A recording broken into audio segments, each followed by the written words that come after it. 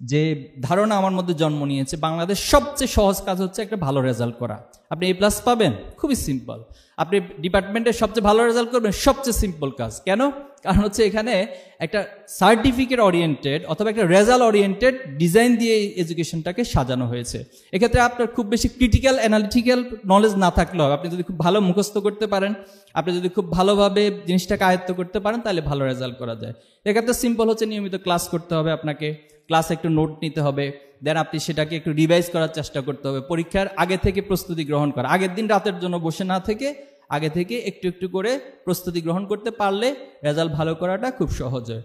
তো আমাদের ক্ষেত্রে যেটা আমরা করি, আমাদের সাদিক কায়েম ভাই এটা বলেছেন যে আমরা একটা রিপোর্ট মেনটেন করি। প্রত্যেক দিনে আমাদেরকে কোরআন, হাদিস, সাহিত্য এবং সেখানে লেখা থাকে আপনি ক্লাসে আজকে উপস্থিত হয়েছেন কিনা, এবং মাস শেষে আমাকে হিসাব করা হয় আপনার কতটা ক্লাস ছিল, কতটিতে আপনি উপস্থিত হয়েছেন। যদি কোনো কারণে উপস্থিত একটু কম হয়, সেখানে প্রশ্নভানে জর্জরিত করে দেওয়া হয়।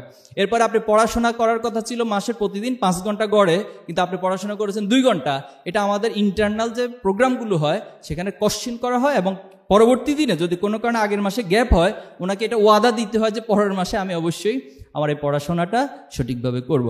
তো এভাবে করে একজন শিক্ষার্থীর হলিস্টিক জায়গা থেকে তার যে একাডেমিক জায়গা, তার যে মোরাল জায়গা, যা কিছু প্রয়োজন গড়ে তোলার জন্য সব কিছুর মেকানিজমের মধ্য দিয়ে মূলত এটা করে। এই জন্য আমাদের অনেক কিছু ইচ্ছা না থাকলেও পরিবেশের মধ্যে থাকার কারণে আমাদের জন্য বিষয়গুলো সহজ হয়ে যায়। তো আশা করি আপনাদের জন্য সহজ হবে ইনশাআল্লাহ।